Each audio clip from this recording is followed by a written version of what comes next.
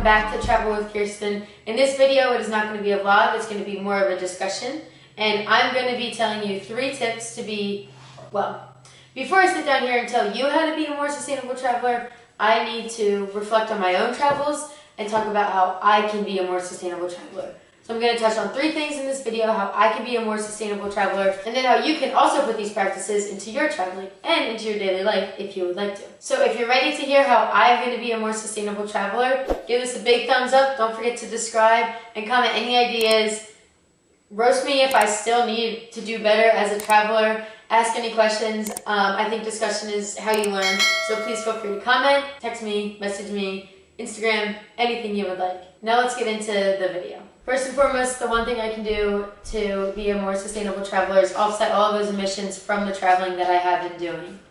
I'm going to pull up my iPad. With offsetting your emissions though, you need to be careful of the websites you may use, because some of them are greenwashing and some of them don't actually show what they're doing. So some websites aren't that reliable, and then there's some that are. When I go ahead and I find the right website, I'll go ahead and screen record on my iPad, and I'll walk you through how to do that and how to make sure that it's a correct website to use and that it's actually doing something to offset rather than just collect your money and lie to you. So for my Nashville trip, I flew Southwest, and I was able to actually just go right on their website and offset my carbon emissions here. So it's really easy.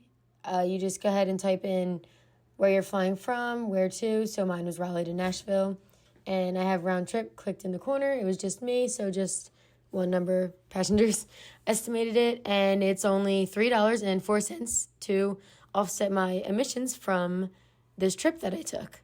And so you can see it as it is here, add to your cart, and then went ahead and paid for it and did all that. Now, like I said, you need to be careful. Good thing though is that if you swipe down, there's this FAQ, all these questions kind of answered for you. So it's like, what am I contributing to? How is it being used? Where is it going to? And it shows you exactly where it's going to, which makes this super credible, super easy to use, and you can actually trust it. So another thing, looking back, and basically I'm making this video to look back on all my travels and how I could have been a more sustainable traveler, like I said in the beginning. I could have stayed in local places. So for example, when I went to Boston, we went ahead and we stayed in a hotel. We stayed in Boston Park Plaza. So staying in this one is better than staying in a Marriott or a Hilton. I'm trying to figure out if this hotel was owned by any of them, because staying in a mainstream chain sort of hotel company is not the best, most sustainable option. The most sustainable option would be to stay in somebody's local place. So basically overall, staying in a local sort of Airbnb rental is more sustainable than staying in a chain of hotels. In this case though, this one wasn't really a chain. I didn't see that it was. So it is one of the better options, but still, staying in a rental home, a rental condo, townhome is the more sustainable option. So also, on the note of local places, when you're visiting different destinations, the most sustainable thing you can do food-wise is eating at local restaurants and supporting those businesses from the destination that you are visiting. So of course there's Olive Gardens everywhere, Chick-fil-A's, McDonald's, all of those all over the place. But you can get them anywhere. So when you're traveling into a new city, you want to give as much as you can for letting that city host you, So rather than going to a Subway to get sandwiches, when we were in Boston, my friends and I chose to go to a Charlie Sandwich Shop, which is a local business that has been there for years and years now.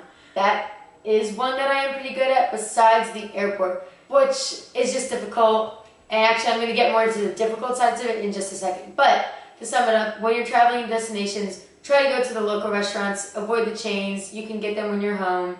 And it just, in the good of your heart, it'll feel better knowing that you're supporting a local business from that city, town, state, wherever you're going. And so also when it comes to restaurants and eating, and this is where I got tripped up at the airport a lot, I have my own reusable straws. But when I'm handed a plastic cup, putting my metal straw in there, to me it was like, I don't know. I was like, okay, I'm going to use a metal straw, but I still have a plastic cup. And I would always get stuck.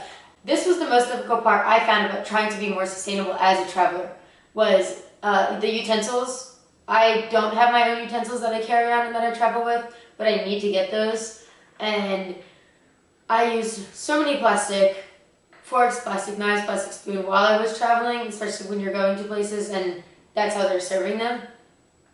But I could have avoided this if I had my own. In that sense, I could have been a better traveler, a more sustainable traveler by carrying my own things. When I was in Nashville, I noticed this was extremely hard because going to the different bars, of course they're using plastic, single-use like cups and straws and things like that because they are serving tons of people and it is the most convenient way. I wonder though if I were to bring my own cup, if I would have been able to say, hey, like this is what I'm ordering, can you use my cup to make it in? Obviously I don't know how that would go because I haven't tried it yet. On that note though, another thing that would make me a more sustainable traveler is to use my voice and actually ask. When it comes to wanting to be more sustainable as a traveler and using your own utensils and stuff, you have to speak up. So first and foremost, if you are ordering a drink, say, I do not need a straw, because most of the times they're going to hand you a straw. And what I find is they give us plastic straws, even if it's like still wrapped, because this happened at a restaurant. I didn't use it, but that waiter or waitress most likely is still, when they clear off the table, is going to take that unused straw and still take it to the trash, putting it into the landfill. So as you're ordering, make sure you're speaking that and you're saying, I don't need a straw, or if you have your utensils, I don't need your utensils. Which I have found a little difficult is just speaking. And so I need to do better with that. I need to catch myself before it sort of happens, because it's reduce, reuse, recycle.